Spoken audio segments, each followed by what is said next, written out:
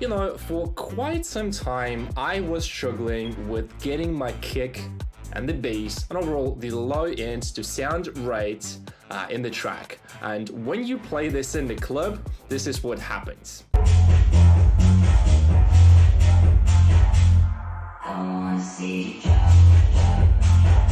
So I can pretty much guarantee that up to like 90, maybe even 100% of music producers are struggling with getting their low end to sound right. But don't worry, in this video, I'm gonna teach you an easy fix for your MIDI mix.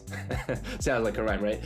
So I'm gonna play you two examples of the same track, and I want you to pick the one that you feel like sounds better than the other one. So let's check the first example and then the second one.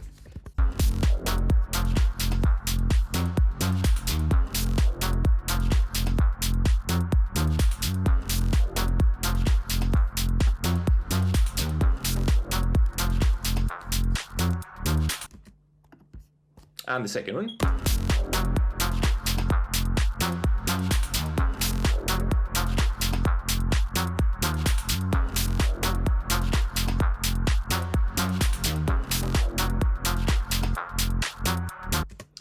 So to me, the second example is just so much better. In fact, I played the first one in the club and it just sounded horrible. And you saw that yourself. The bass just overloaded the speakers, and this is not nice. So what is the secret to a clean, punchy, and tight low end?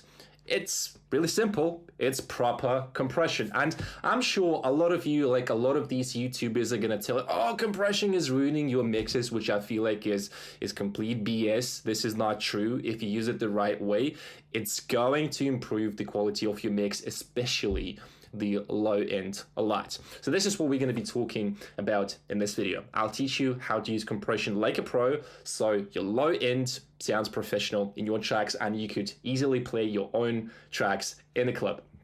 For those of you who are new to the channel, my name is Vlad, and I create superstar music producers. If you're interested in coaching, I'm launching my group coaching program in April. So that's going to be in the beginning, the first week of April. So if you want to work with me, that's a really good chance, because I am increasing prices on my one-on-ones because my time is pretty limited right now with the amount of coaching calls that I do. So if you want to work one-on-one, I have 2 spots available. Other than that, group coaching is a really great option as well. So without further talking, let's get started with the video. So as usual, the first thing that I want to talk about is going to be the theory. So what is the problem with the bass?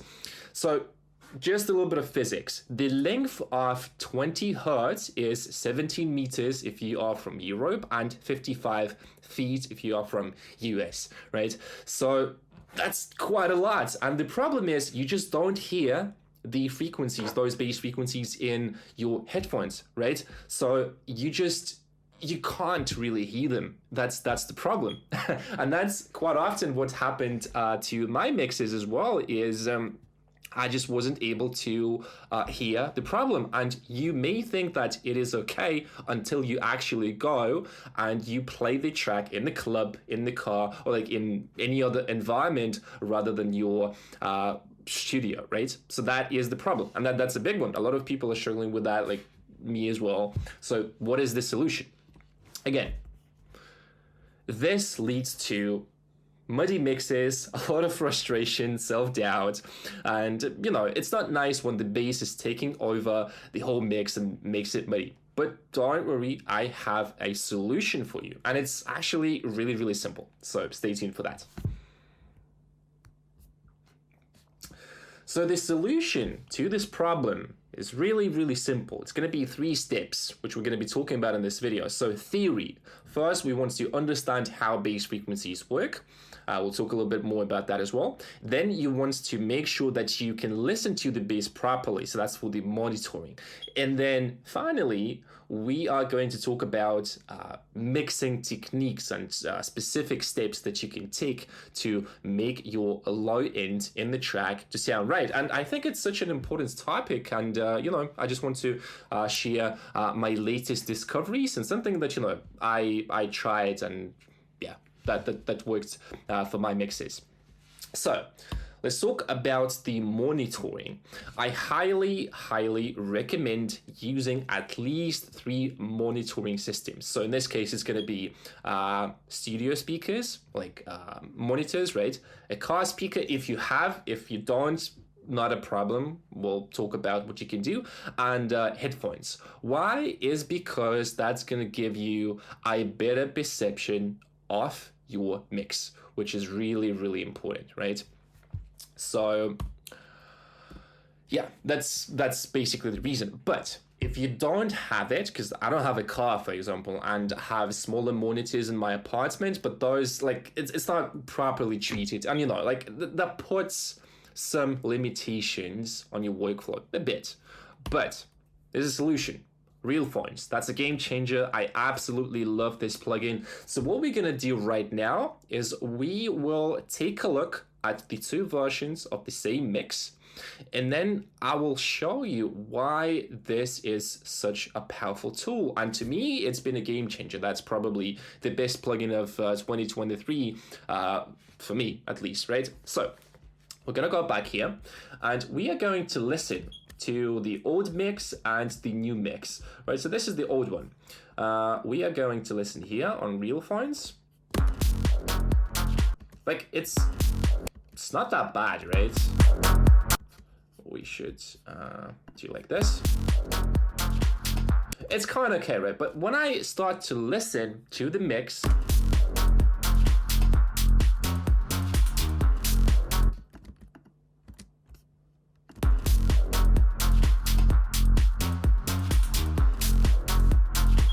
it becomes really obvious that the bass levels are off and it just doesn't sound good. Then when you listen to the next one,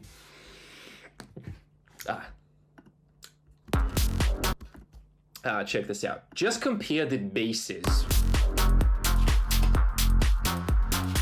That's the new one.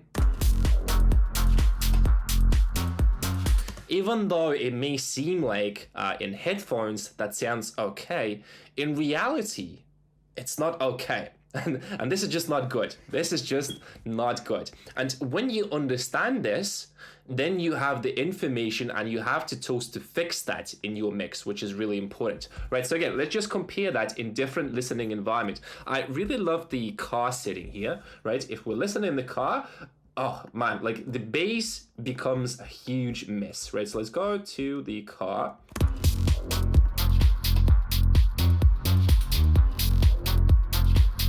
This is just not good. The bass it basically takes over the whole mix, and this is just not good, right? So again, we'll go here, listen to the second one, listen to a cleaner version of the same track in the car, right? So normal.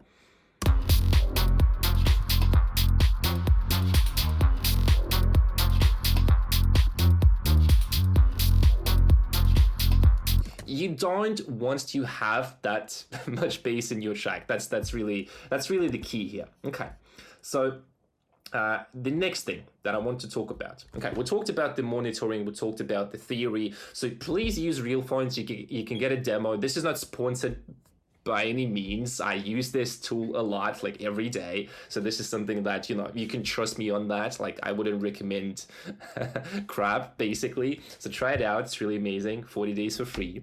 So yeah, now let's talk about the kick bass mixing. So what's the deal? So what is really the problem? So if we look at this diagram, basically the whole problem with bass frequencies is that you need to control them, and if you don't play your music in the clip, you will not have enough information to work with, right? So I often play my music in the clip, and what I noticed is a lot of times, even though I know how to mix and know how to produce, you just get the balance wrong, because again, the headphones, they don't give you enough information and like an objective image of your bass, right? So really what is happening here, if you look at this thing, right? So the kick, it has a lot of dynamics, which we just don't want, right? And in reality, like the kick and the bass, they should be really tight. Like you don't really want to have a lot of dynamics in the track. And if you listen to a lot of references, again, really important to compare your stuff to, preferences. You just don't need that. Okay, so this is really the problem. So the kick is like this, and you want it like that. Again, take a look at the diagram. Dynamics based instruments have normally, it's like a large, it has a lot of energy, right? It's not compressed and so on. And then this diagram. So this difference between like the dynamics, or like, I don't know how to properly say, like, again, like I'm not a professional mixing engineer. Like I learned this stuff myself just by doing this. So yeah, again, the problem is dynamics. So if we take a look at the kick, right? So again, I'm gonna go here and we are going to disable the processing on the master and so on. So here, no processing. What's going to happen if you listen to the kick here, right? Let's, for example, take this section. So this is the kick without compression.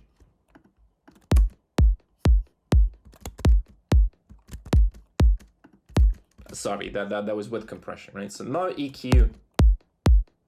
It's kind of aggressive, right? So it's pretty loud as well. So what is happening when we are compressing the kick is, just try and pay attention to how it sounds. I will do the Realphones thing on the master, so we are able to hear properly. Again, this is why it's really important to monitor everything properly. So pay attention to how much power the kick has, right? That's without compression, right? Now with, and I could push it more. I could really push it at like 100. Maybe it's not really obvious for those of you guys who are not really able to hear the compression, but for me, like the difference is huge, right? So this way, we are not just saving a little bit of, you see the headroom, right? So we're peaking at minus 13, but with compression, we are saving a bit of headroom, and also at the same time, we are making the kick really tight. And same thing is happening to the bass, right? So again, the difference is really, really huge. Now, before I jump into, you know, the rest of the processing, again, take a look at this diagram and really try to understand the dynamics. You want your kick to sound tight. That's the number one thing that you want, okay? So now, let's talk about the next thing. So the processing chain logic. I don't want to make this video like too long. Straight to the point, problem solution. So on the kick, my processing is going to look something like this. We have a proper kick. We have the EQ, compressor 1, compressor 2. Sometimes I use 2, sometimes I use 1. Really depends on the kick. In this case, actually, I'm going to put the compressor as the first thing. So that's without. It's quite loud, right? It's quite loud, too aggressive. I don't like that. And we can, just as more obvious, let's do the same thing with the bass, so no compression here.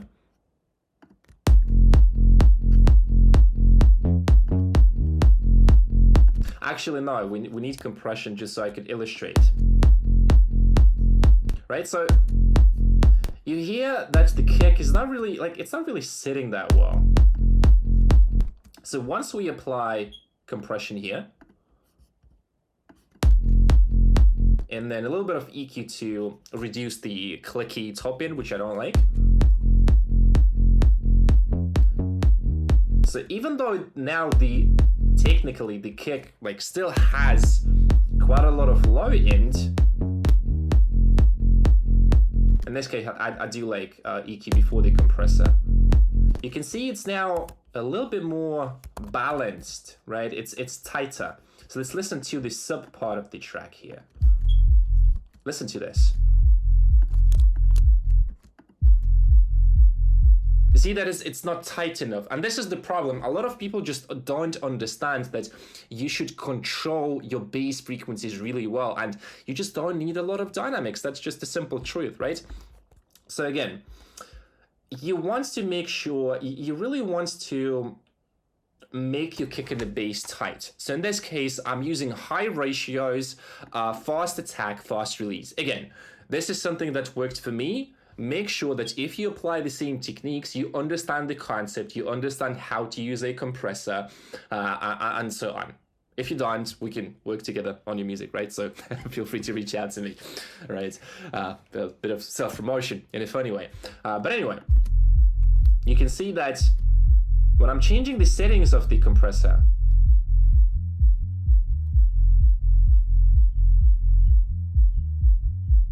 I'm making the kick a little bit tighter. So you have to find the attack and release that work well both for the kick and for the bass. But the number one takeaway that I want you to understand, you can compress the kick a lot. Just make sure that you don't over compress, but don't be afraid to compress it. It should be tight. So again, fast release, fast attack, heavy compression. That's okay. You can always mix that in parallel, right? So this is what is happening really here. So let's go back and it sounds pretty good, right? So you can see the kick. It's pretty tight. It's pretty nice. I like that. Now the next thing is going to be the bass.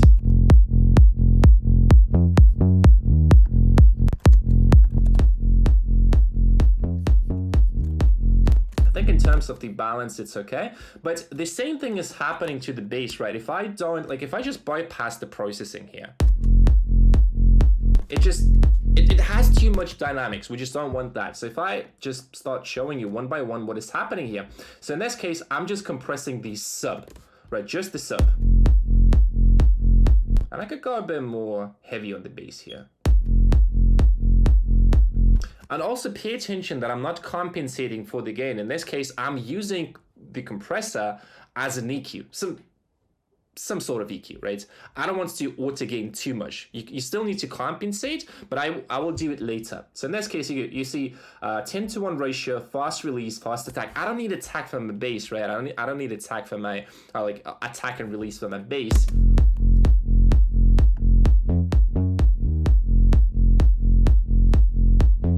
So I can make it pretty tight, like this. When I bypass, it just doesn't sit tight. And again, we could go to, listen to the bass here. Now we can really hear the kick and the bass together. So this is why it is really important to make your kick and the bass tight. Again, if you misuse the compressor, the attack, and the release settings, it's not going to sound good, but at least I'm giving you the tools so then you can experiment, right? Again, that was just for the sub, but the bass also has something in the low mids, right? Especially those two notes.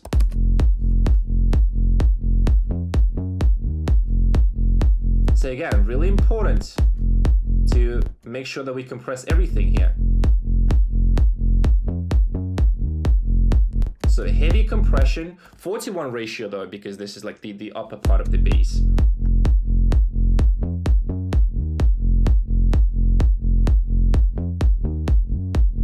Right, so you can see that it does a lot. It really does a lot to the sound. So for example, we'll listen in this studio. Everything is pretty tight, it's pretty nice, pretty clean. But then again, if we go back here,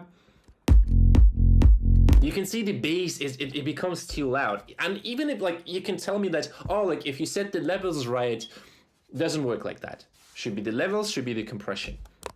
If I activate everything here, so now it's going to be 2 compressors on the EQ, because I think this one is not really working, so that's okay.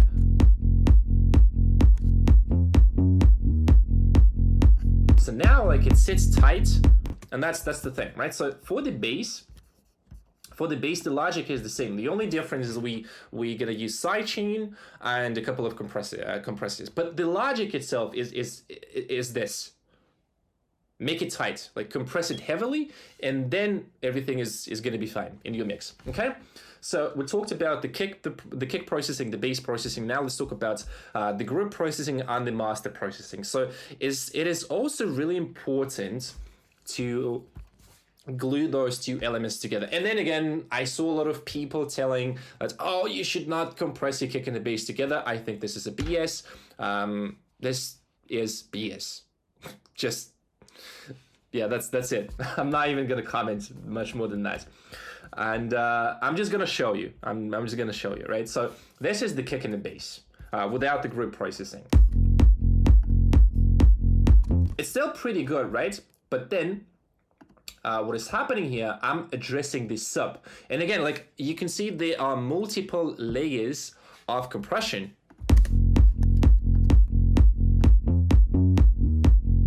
And that helps to glue the kick and the bass together again, right?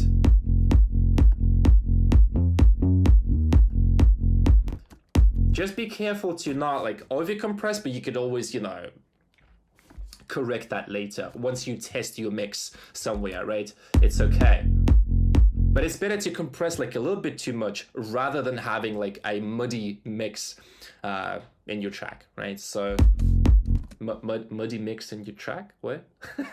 Like muddy mix in the club, I meant. So you can hear that it's really tight, it's really nice, it's really tight. And then the next step is going to be another compressor. So here you can see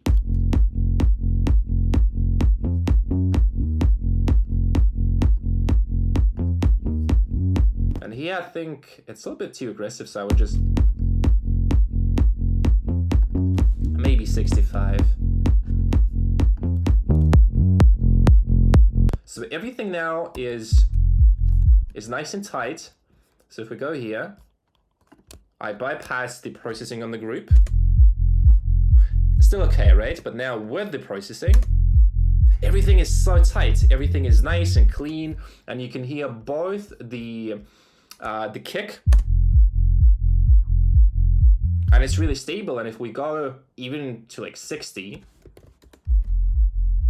you can still hear the punch of the kick. And when I am listening to the whole mix, let's say that's gonna be, let's say we listen here, right?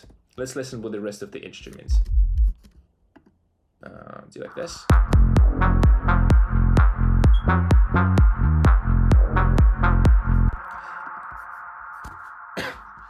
You can see how much free space we have for the rest of the elements, right? I'm just gonna bypass the group.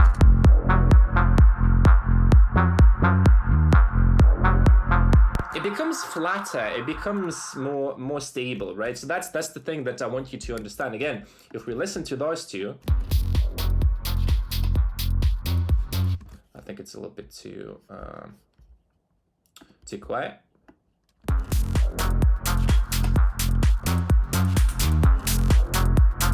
Even though it doesn't seem like it is that something is wrong with this version, like it's still not really that good. And then the second one.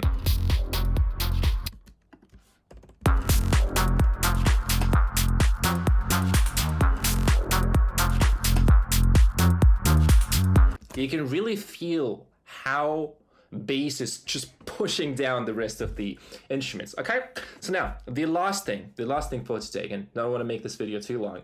The last thing, what is also really important is not just like the individual kick and the bass processing, but also the master processing, right? If you listen to what I did on the master, here I'm shaping my low frequencies a little bit more. So let me play you this one. Oops, let's do it like this.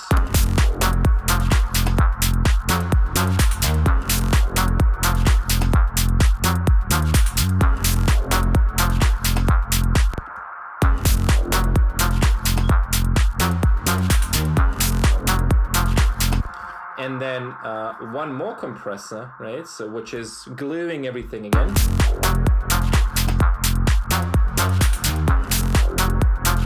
Because without the multi-band compressor on the master and one gluing compressor on the master, like still the bass is not really stable. But now it is really good. Let's just listen like this. It's pretty nice, but not really what I want. So now, nice and clean. Let's just do this one more time on the proper monitoring system.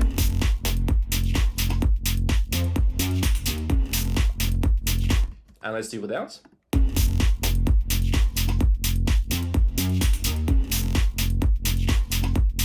See how much cleaner the mix sounds. So yeah, that's gonna be it.